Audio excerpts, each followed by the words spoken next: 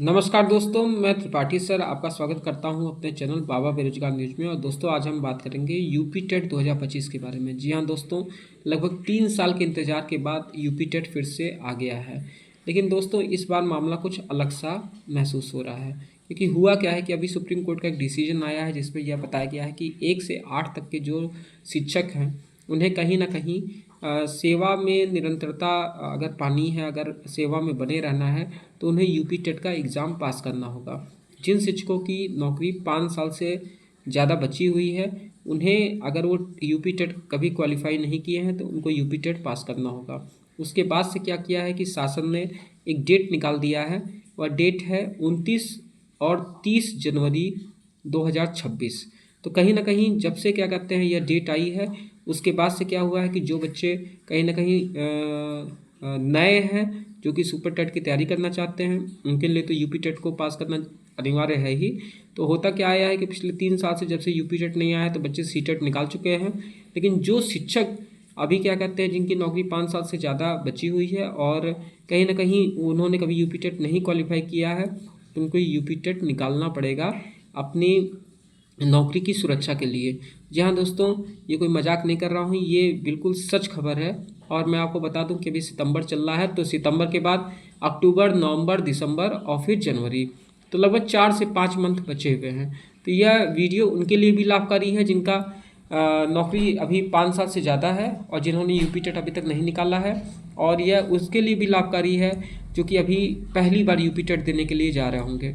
तो मैं आपको बता दूं कि यूपी टेट को अगर आप देखेंगे तो इसमें 2 पेपर होते हैं, पेपर 1 और पेपर 2। पेपर 1 के बारे में सबसे पहले आपको दोस्तों मैं बता दूं कि पेपर 1 में होता है सीडीपी, बाल विकास होता है, यह लगभग 30 नंबर का होता है। और दूसरा होता है लैंग्वेज। तो लैंग्वेज में दोस्तों 2 चीज़ होती है। एक हिंदी तो होती है जो कि 30 नंबर की होगी ही, क्योंकि उत्तर प्रदेश में क्या है, हिंदी भाषी प्रदेश है। तो सीडीपी 30 नंबर की हो गई, हिंदी 30 नंबर की हो गई। संस्कृत और अंग्रेजी में ऑप्शनल होता है कि भाई आप संस्कृत लेना चाहते हैं कि अंग्रेजी लेना चाहते हैं। जैसे कि मैं तो अंग्रेजी लेता हूँ, क्योंकि मुझे संस्कृत कम आती है, इसीलिए मैं अंग्रेजी में ठीक ठाक स्कोर कर लेता हूँ। लेकिन कुछ दोस्त ऐसे हैं जिन्हें संस्कृत अच्छी आती है, तो और अंग्रेजी में उनका हाथ ढीला है, तो कहीं ना कहीं वह संस्कृत ले लेते हैं। तो इस तरीके से अगर आप देखें तो सीडीपी 30 नंबर की, हिंदी 30 नंबर की, तो 60 नंबर हो गया। संस्कृत और अंग्रेजी में से एक ऑप्शनल है, तो लगभग 30 नंबर ये हो गया, तो 90 नंबर ये हो गए। और चौथी चीज़ मैथ 30 नंबर का और पर्यावरण 30 नंबर का।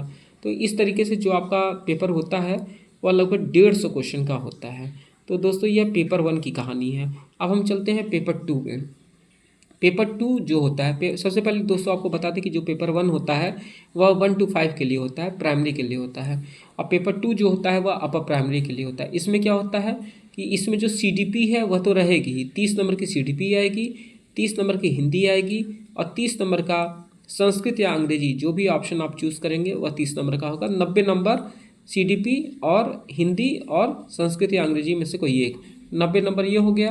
पेपर 2 जो होता है वो 6 to 8 के लिए होता है। इसमें जो अगर आप आर्ट साइड के हैं, एसएसटी आप लिए हैं, तो 60 क्वेश्चन एसएसटी के आएंगे। और मैथ और साइंस वाले हैं तो मैथ के 30 नंबर और साइंस के 30 नंबर। तो इस तरीके से आपके जो टोटल मैथ और साइंस के क्वेश्चन होंगे वो 60 नंबर के होंगे। तो 30 number CDP, 30 number Hindi, 30 number Sanskrit या अंग्रेजी में से, 90 इधर और 60 इधर। तो एक तरीके से 150 नंबर का पेपर पेपर 2 का होगा।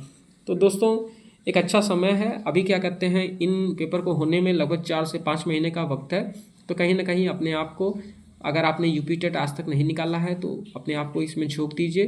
कोई बहुत बड़ा एग्ज़ाम नहीं है, क्योंकि अगर आप क्वालिफाई एग्ज़ाम है, क्वालिफिकेशन के लिए क्या कहते हैं आप बस इसको कर रहे हो, तो क्वालिफाइड करने के लिए क्या कहते हैं ये कोई बहुत कठिन एग्ज़ाम नहीं है। अमूमन अभी तक तो पैटर्न जो आया है वह पैटर्न लगभग जो चलता आया है वह बहुत कठिन नहीं रहा है। लेकिन देखना पड़ेगा कि अब यूपी टेट का पेपर कैसा आएगा। तो कहीं ना कहीं अपने आप को तैयार रखिए हर तरीके से, क्योंकि पेपर का जो लेवल है वह आज के समय में पता नहीं चल रहा है। कभी कभी क्या कहते हैं जो आयोग है वह पेपर को इस कदर बना देता है कि उसको जो कट ऑफ है वह क्या कहते हैं उसको भी क्वालिफाई करना बहुत कठिन हो जाता है। तो आपको पता है कि यदि आप जनरल के हैं तो 150 में से 90 नंबर लेकर आपको आने रहेंगे। तो इसी के साथ कि आप अपनी तैयारी को जारी रखेंगे और जो भी जो आपको ट्रिक्स है, जो भी चीज़ें हैं कि किस तरीके से इस एग्ज़ाम में अच्छे से अच्छे नंबर लाए जाएँ, और भी वीडियो के साथ मैं आगे आऊँगा। और ये मेरा यूपी टेट पे पहला वीडियो है। इसी के साथ मैं अपनी वाणी को विराम देता हूँ और आपको आश्वस्त करता हूँ कि इस यात्रा में, यूपी टेट की इस यात्रा में मैं आपके साथ रहूँगा। इसी के साथ मैं अपनी वाणी को विराम देता हूँ। जय हिंद, जय भारत, जय मातृभूमि।